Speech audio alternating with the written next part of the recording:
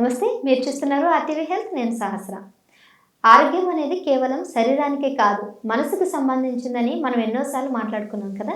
అయితే మనసుని కేంద్రీకరించాలి అని అంటే యోగా చేయాల్సిందే. యోగా చేస్తూ మనసుని కేంద్రీకరిస్తూ శరీరానికి చక్కనైనటువంటి ఆరోగ్యాన్ని కూడా తీసుకొచ్చే అవకాశం ఉంది అంటున్నారు యోగా నిపుణులు, యోగా గురువు గారు కూడా. అయితే మరి ఈ విషయాలు ఎలా మనం పూర్తిగా తెలుసుకునే ప్రయత్నం చేద్దాం. ఎలా చేయాలి ఏంటి అనే అంశాల మీద మనకి పూర్తి విశ్లేషణ కల్పించడానికి మనతో పాటు ఉన్నారు ప్రముఖ యోగా గురువు, అలాగే డాక్టర్ నాగరాజు గారు, వెల్నెస్ డైరెక్టర్ కూడా. మరి డాక్టర్ గారిని అడిగి విషయాలు తెలుసుకుందాం. నమస్తే డాక్టర్ గారు. నమస్కారం సహస్ర. సో ఈ మెడిటేషన్ వల్ల, ధ్యానం చేయడం వల్ల ఫస్ట్ మన మైండ్ని కంట్రోల్ చేసి ఆ తర్వాత శరీరానికి కావాల్సిన ఏదైతే అవసరమో అది తీసుకొచ్చే అవకాశం ఉందని అంటున్నారు. కానీ స్టార్టింగ్ ప్రాబ్లం, బండికి స్టార్టింగే ప్రాబ్లం అన్నట్టు, మనం మెడిటేషన్ చేయడానికి స్టార్టింగ్ ప్రాబ్లమే మన మైండ్. దాన్ని కంట్రోల్ చేయడం అంత ఈజీగా అవ్వదు. ఊరికే డిస్ట్రాక్ట్ అవుతూ ఉంటుంది ధ్యానం చేసినప్పుడు. ఎట్లా కంట్రోల్ చేయాలంటారు అసలు? ఆర్టీవీ హెల్త్ ప్రోగ్రామ్ చూస్తున్న ప్రేక్షకులకు అందరికీ నా హృదయపూర్వకమైన నమస్కారాలు. నేను మీ doctor Nagaraj, Pramanik yoga and wellness డైరెక్టర్ని.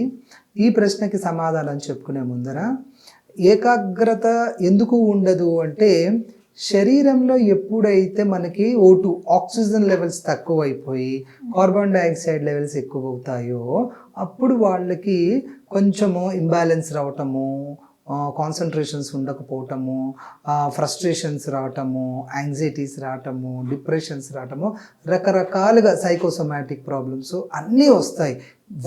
ఎందుకు అంటే ల్యాక్ ఆఫ్ ఆక్సిజన్, అదొకటి. ఇంకొకటి, ప్రతి ఒక్క అంగానికి ప్రాణవాయువు అందకపోవటము, ఇది రెండో కారణం. మీరు ఆక్సిమీటర్ పెట్టి చూసుకొని నాకు SpO2 బాగానే ఉందిగా అంటే శాస్త్రం ఒప్పుకోదు. అది శాస్త్రం ఒప్పుకోదు. అది శరీరంలో ఉంది, కానీ ప్రతి ఒక్క అంగానికి అందుతుందా? నాడీ మండల వ్యవస్థలో, నర్వస్ సిస్టంలో ప్రతి ఒక్క నరానికి మనం ప్రాణవాయువు ఇవ్వగలుగుతున్నామా?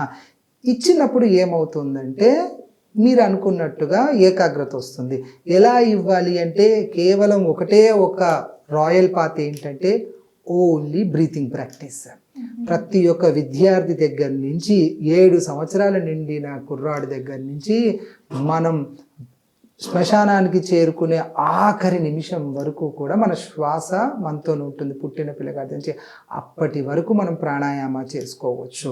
ప్రాణాయామ ఏది పడితే అది చేయకూడదు. ఇప్పుడు గుండె నొప్పి వాళ్ళు ఉన్నారు, ఏ ప్రాణాయామ చేయాలని గురువుల దగ్గర నేర్చుకోవాలి. ఆస్తమా వాళ్ళు ఉన్నారు, ఏ ప్రాణాయామ చేయాలి. కడుపులో అల్సర్స్ ఉన్నారు, వాళ్ళు ఏది చేయాలి ఏది చేయకూడదని దానికి ఒక నియమ నిబంధనలు ఉన్నాయి. అందరూ ఏది పడితే అది యూట్యూబ్లో చూసుకొని చేయకూడదు. ఇప్పుడంతా రీల్ ప్రపంచం అయిపోయింది, రియల్ ప్రపంచాన్ని వదిలేసి.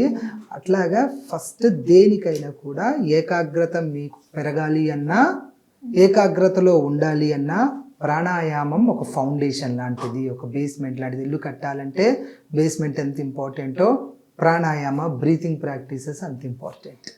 ఓకే, అంటే మీరు అన్నట్టు ప్రాణాయామం చేయాలన్నా కూడా ముందు ధ్యానం చేయాల్సిందేనా, లేకపోతే డైరెక్ట్? ప్రాణాయామ చేసిన తర్వాత మనసు బుద్ధి మన ఆధీనంలోకి కొంచెం కూర్చునే అంత స్థితి వస్తుంది. వచ్చినప్పుడు ఏకాగ్రత కలుగుతుంది. కాబట్టి అప్పుడు మెడిటేషన్ చేసుకోవటానికి కొంచెం మనసు సహకరిస్తుంది. మొట్టమొదటిగా ప్రాణాయామనే చేయాలి. ఎంతసేపు చేయాలంటారు ఇది? ప్రాణాయామ ఎంతసేపు చేయాలి అన్నది, ఇప్పుడు మనము ఇంత నిర్దిష్టమైన సమయం అని ఇచ్చారు గురువులు, కానీ ఇప్పుడు ఉన్న దైనందిక జీవితంలో, కాంటెంపరీ లైఫ్స్లో అంత సమయం ఎవరికీ లేదు. అందుకే నేను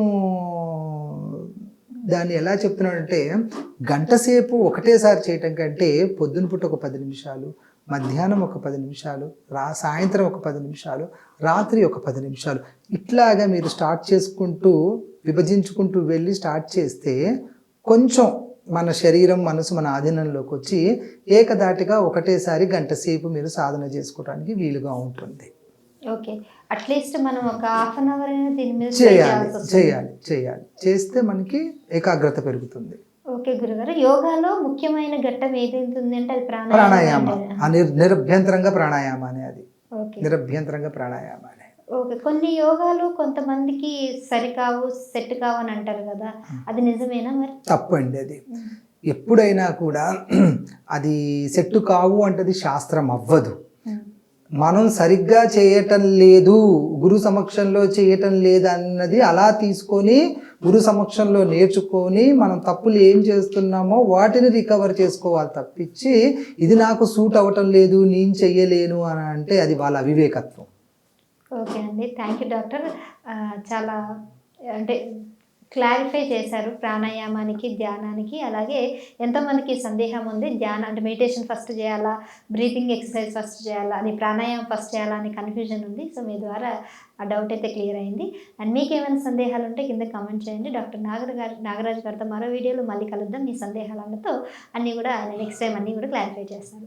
thank you so much sir. నమస్కారం. Local to global news at your finger tips. మీ చేతిలో ఒక ఆయుధం. Download Raw TV app. Media legend Ravi Prakash is back.